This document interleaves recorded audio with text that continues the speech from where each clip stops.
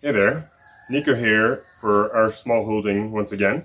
Today is a bit of an overcast day, so it's been raining on and off, not heavily thankfully, but it's not been one to really want to get out into the garden. So I have some seed sowing that I've been needing to do.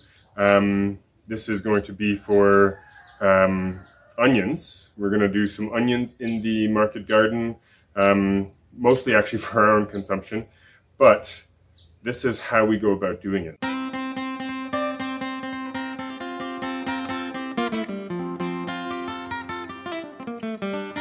So here we've got a tray of 200. This is a styrofoam tray, easily purchasable at any of the agro stores in and around Lusaka usually. The mix that goes into it, however, is our own mix. We don't use soil because there's way too many seeds in the soil, and we prefer to make our own rather than buying the premixes, which can be actually quite expensive as well. So our mix is cocoa peat, river sand, and then we add in organic matter just for a little bit of extra nutrients to keep them going. Although we will fertilize these most likely before they actually go into the ground as well, because onions, in terms of getting going, take quite a few weeks before they're large enough to be able to transplant into the garden. So first and foremost, our mix, we make it up, then we end up filling. I smooth everything over and then tap it to try and settle most of the soil in the cells. Then I will usually give a bit of a initial light watering to make it easier to make the little divots in in each cell. And then I start with the seed sowing. So here we've got our onions, as I said. I've already done a number of the cells, so I'll continue on. This is a very simple seed sowing method that I learned years ago from one of my old teachers. Just a piece of cardboard, like thin cardboard, not thick cardboard, thin cardboard, cut and then fold it over. You can put your seeds in there, and then it makes a very handy little device that you can tap seeds into and have the process go much quicker comparatively to pulling out and trying to do each one by hand if you had the seeds in your hand as you were going through. So obviously here we're not doing large amounts of trays, but in the event that you were, there would be other methods in terms of being able to go through and fill up the trays as well as seed the trays in a very short period of time when it's mechanized. But here on the smaller kind of scale, we can do a tray of 200 to fit into the market garden quite easily. And in case we want to do actual seedlings that will go into the domestic garden, what we would normally do is just sow a certain number of cells. We wouldn't necessarily do the whole tray because the domestic garden usually could not handle 200 seedlings if that was the case. And invariably one is being very optimistic that you're going to get 200 seedlings out of this. One might only get 80-90% germination success, or along the way as you're pricking out, some might fail as well. So with this, I'm trying to get 2 to 4 seeds per cell. Hopefully we get good germination on them, and then when sowing, or when transplanting, sorry, we can either break them apart and get a few more plants out of this, or I'll just cull some of the weaker seedlings in each cell before the transplant goes out.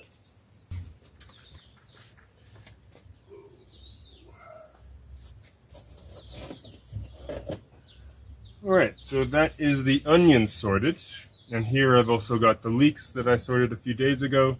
Now, very important to keep them labeled so that we don't mix up which one is which.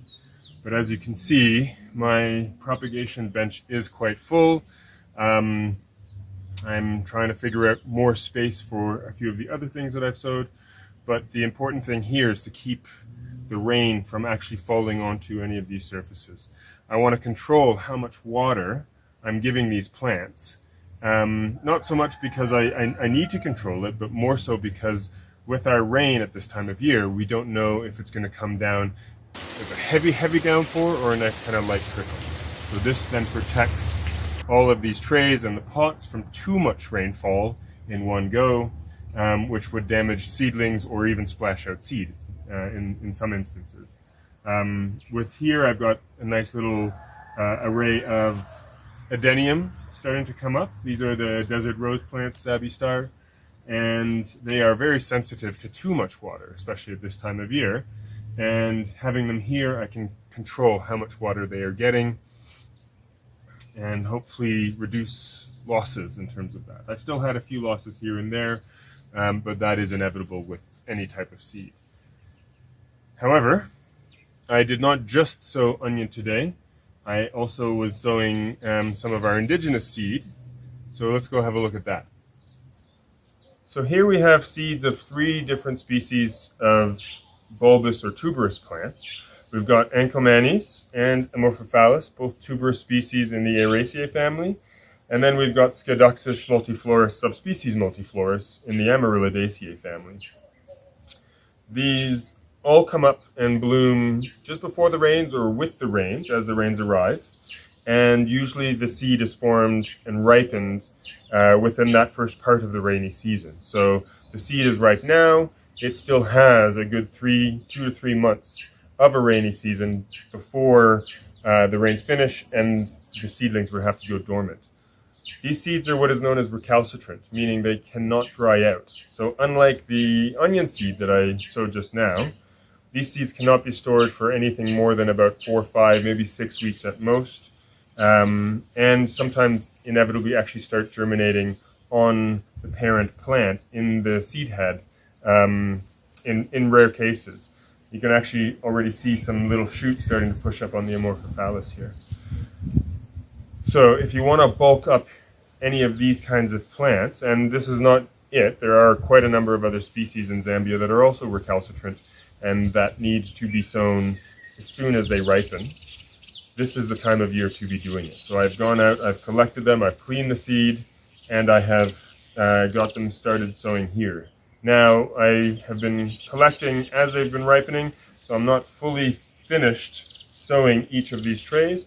I'll continue that as more seed ripens over the next few days and week. But these species here and a number of others have to be sown right away, and that's what I've done. So let's get these onto the bench.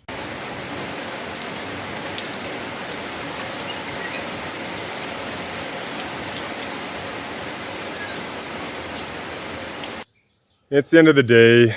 There's been quite a few starts and stops today. Working on the vegetable garden again.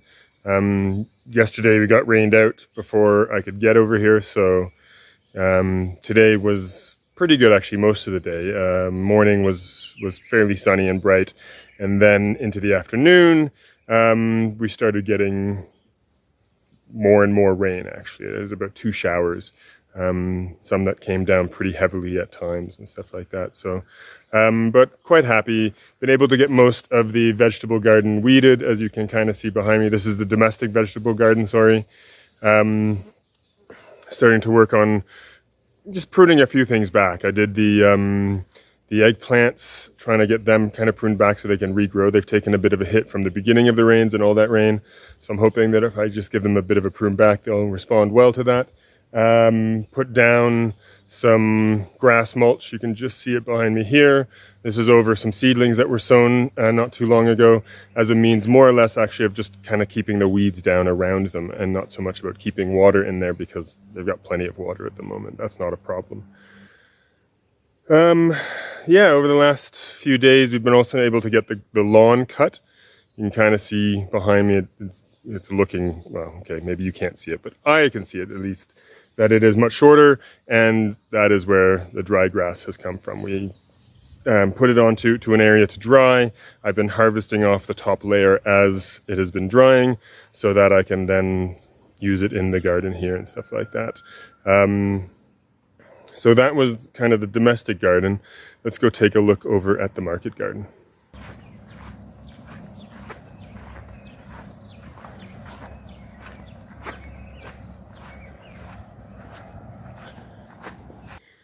All right, here in the market garden again, you can see behind me the evidence of all the rain that we had. It came down quite a bit. Obviously, we're on a slight slope, so the vegetable garden, at least here in the market garden, it highlights that so much more because also we've reduced most of the vegetation. So the rain will slowly make its way down to the bottom edge here. That said, the guys were fairly busy today doing up some new lines. So again, this is where we had maize previously. We are changing that over. A lot of these beds, or a lot of these rows, sorry, are being prepared, and they won't be planted for probably several more weeks to allow the material to be to rot down. So again, we're taking the weeds, we're taking some other annual plants that are growing, basically weeds as well, from another part of the property, and we are bringing them and putting them here. So the weeds come. We get the Tithonia. It's a weedy annual from South America. That is the Mexican sunflower, I believe, if I remember correctly. We have it in droves. We have so much of it, I don't need it. But it does quite a good amount of nutrient accumulation. So I'm using that. We're putting it in between the rows as well. And then these rows are being essentially covered up. And then you can see, so that row right here is a new one, and then we've just got another one just right here as well. So we got through most of it today. There's a little bit at the very far end that they didn't get to, but again, that is just basically because of the rain. There's not much to do when it comes down that heavily, and you just seek cover and hope that it doesn't last the whole day. And it kind of came on and off again at that point in time. So we ended up looking at one or two other things to do. And with the end of the day, tomorrow's activities, we'll have to try and tackle this again on Wednesday, I think. But other than that, it was a good day. We're making some good progress. There's still a lot to do. It never ends, but then with the rains, we are kind of it's a start-stop scenario that we have, unfortunately. But that's life. So anyways, that's it for us today. If you like the video, please hit subscribe, hit the like button, and we'll see you in the next one. Cheers.